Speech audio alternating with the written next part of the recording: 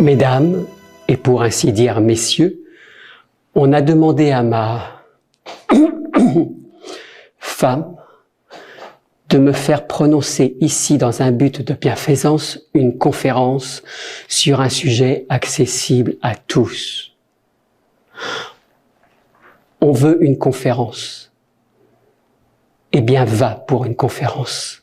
Oh, pour ma part, cela m'est parfaitement égal. Certes, je ne suis pas professeur. Je ne possède aucun titre universitaire. Néanmoins, voilà longtemps que je travaille sans relâche et pour ainsi dire au détriment de ma santé sur des questions strictement scientifiques. Je ne cesse d'y réfléchir. Et figurez-vous qu'il m'arrive même d'écrire des articles savants. Oh, pas précisément savants si vous voulez, mais tout comme.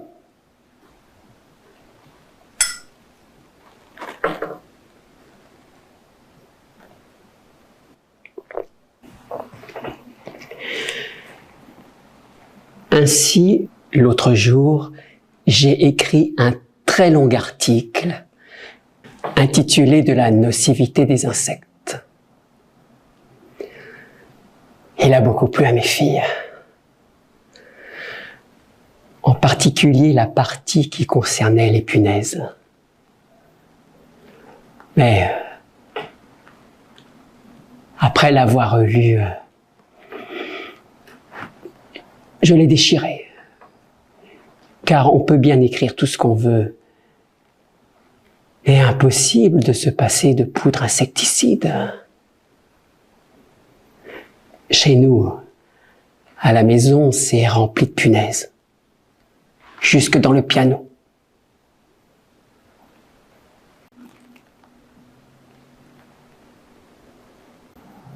J'ai choisi comme sujet de ma conférence de ce soir le danger que représente pour l'humanité l'usage du tabac.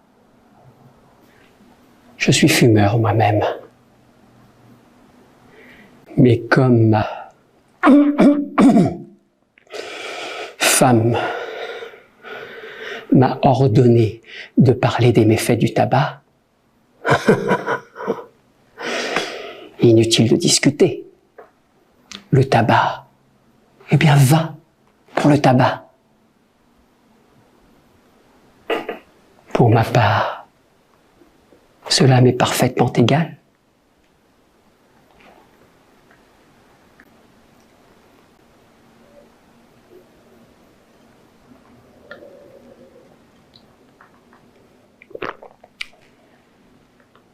Quant à vous, messieurs, je vous invite à écouter mes propos avec le sérieux qui s'impose, faute de quoi il pourrait nous en cuire. Ce qu'effraie une conférence sérieuse et strictement scientifique peuvent se boucher les oreilles ou quitter la salle.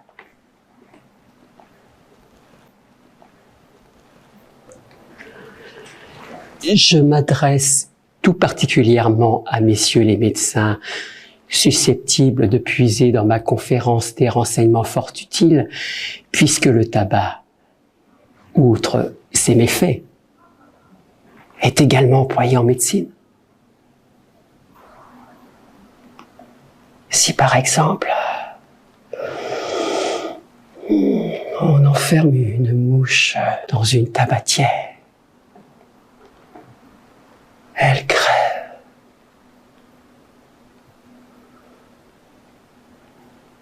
Sans doute de dépression nerveuse.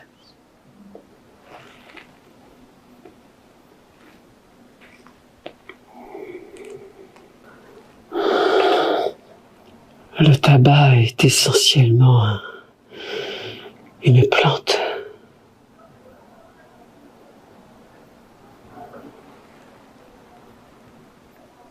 Quand je fais une conférence, J'ai l'habitude de cligner de l'œil droit. Mais n'y faites pas attention, c'est parce que je suis ému. J'ai toujours été excessivement nerveux. Mais je ne cligne de l'œil droit que depuis le jour où ma femme a accouché de notre 4e fille.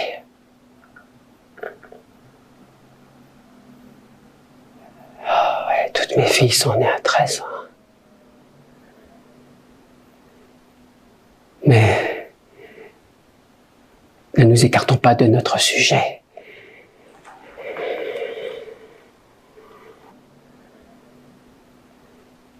Notre temps est limité.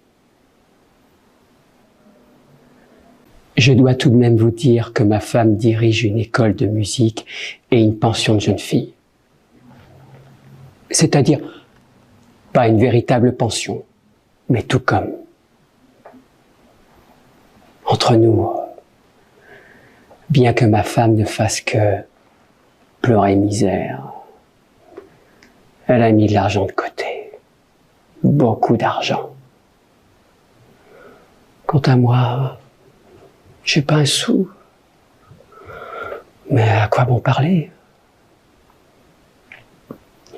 Je suis préposé à l'économat de la pension. Alors c'est moi qui fais les provisions, qui vérifie les comptes des domestiques, qui note les dépenses, qui fabrique les cahiers, qui extermine les punaises, qui promène le petit chien de ma femme, qui attrape les souris, qui...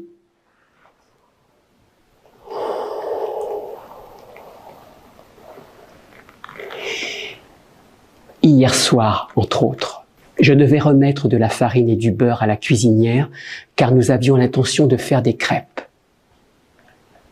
Eh bien, voyez-vous, ce matin, les crêpes déjà cuites, ma femme rapplique à la cuisine et nous annonce que 3 des pensionnaires n'en mangeraient pas. Elles avaient les glandes enflées. Oh, ben nous avions trop de crêpes. Mais que fallait-il en faire? Ma femme a d'abord ordonné de les porter à la cave. Et puis après avoir mûrement réfléchi, elle m'a dit « T'as qu'à les manger toi-même, épouvantail ». C'est comme ça qu'elle m'appelle quand elle est de mauvaise humeur, épouvantail, ou encore vipère, ou Satan. Comme si je ressemblais à Satan.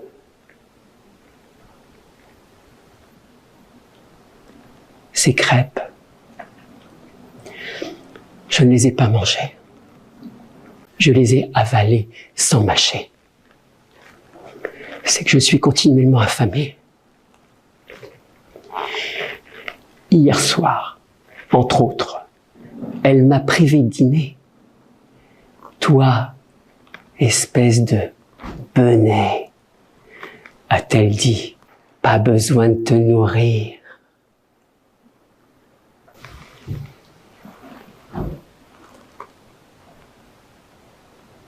Mais à force de bavarder, nous nous sommes légèrement écartés de notre sujet. Poursuivons. Je suis bien persuadé que vous aimeriez mieux écouter une romance ou une quelconque symphonie ou un air d'opéra.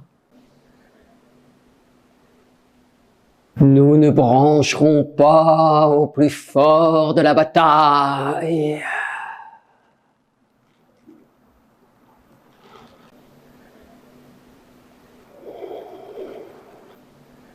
Je ne sais de qui c'est tiré. Messieurs, je suis malheureux. Je ne suis plus qu'un imbécile. Une nullité. Mais au fond, vous avez devant vous le plus ravi des pères. C'est bien comme ça que ce devrait être, n'est-ce pas? Et comment dire le contraire?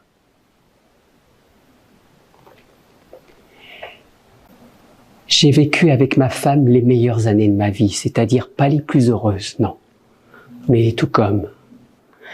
elles se sont écoulées comme un seul instant de bonheur à proprement parler, et que le diable les emporte.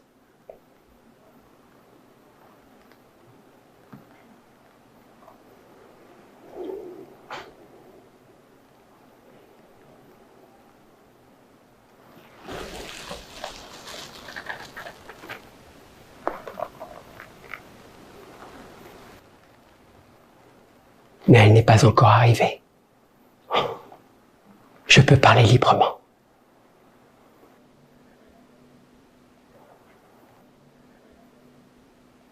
J'ai terriblement peur quand elle me regarde. Oui.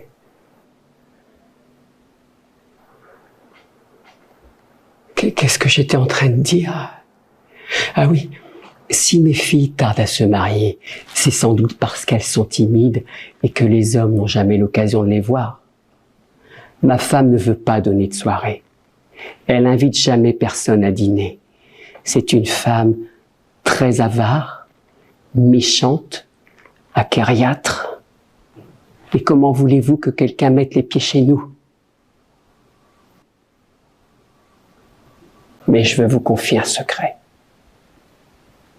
Vous pouvez voir les filles de ma femme, les jours de grandes fêtes, chez leur tante, celle qui souffre de rhumatisme et qui porte une robe jaune à pois noirs. On jurait qu'elle est saupoudrée de cafard.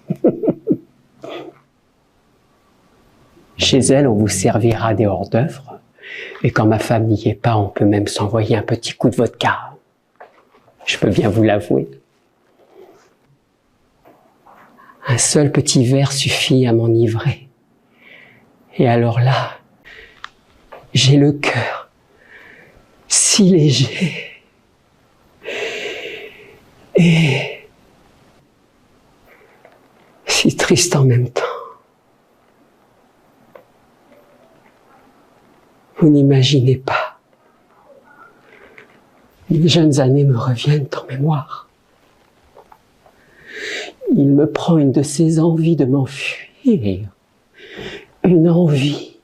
Oh, si vous saviez. Oui, fuir. Tout planter là. Fuir sans un regard en arrière. Fuir n'importe où. Fuir cette vie étroite, inutile, vulgaire, qui a fait de moi un être stupide, pitoyable, un pauvre idiot. Fuir cette femme bornée,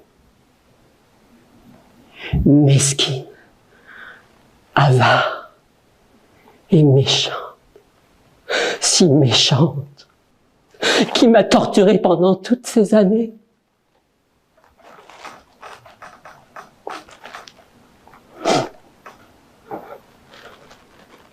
Fuir la musique, la cuisine, l'argent de ma femme, toute cette bêtise, toute cette mesquinerie, et m'arrêter quelque part, loin, loin d'ici, dans un champ me tenir immobile, comme un arbre, comme un épouvantail à moineaux sous un vaste ciel.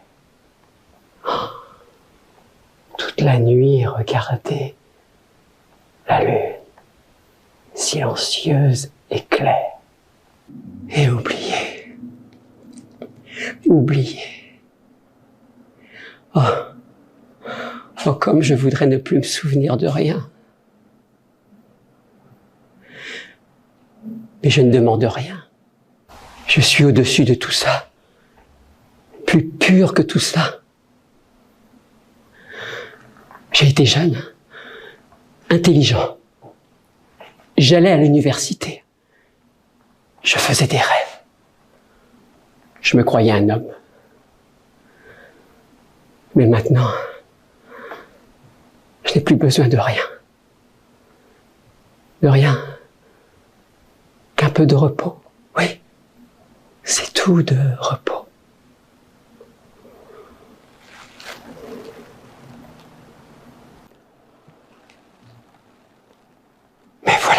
comme dans les coulisses.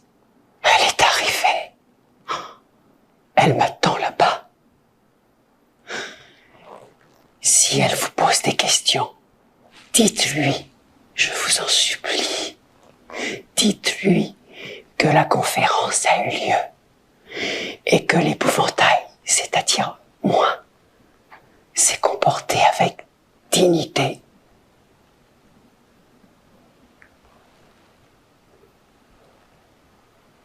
Elle regarde par ici. Étant donné que le tabac contient le terrible poison dont je viens de vous entretenir, je vous recommande de fumer sous aucun prétexte. Et j'ose espérer que cette conférence sur les méfaits du tabac n'aura pas été inutile. J'ai fini.